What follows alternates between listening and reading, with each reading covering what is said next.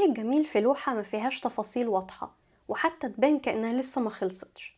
في فنانين بيحبوا يستعرضوا قدراتهم التقنية في انهم يعملوا لوحات مطابقة للأصل وكأنها اتاخدت بكاميرا، وفي فنانين تانيين بيستخدموا لوحاتهم عشان يعكسوا مشاعرهم القوية بغض النظر عن استعراض مهاراتهم التقنية.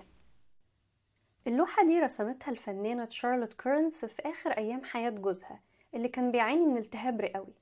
معاناة الفنانة واضحة في اللوحة وهي شايفة جوزها بيحتضر قدامها لكن مفيش حاجة في إيدها تقدمها له، وفي نفس الوقت بتحاول تواسي بنتها ويمكن تشتتها بإن هي تلعبها شطرنج، لكن واضح إن محاولتها بتفشل لأن البنت بتفضل عينها على والدها.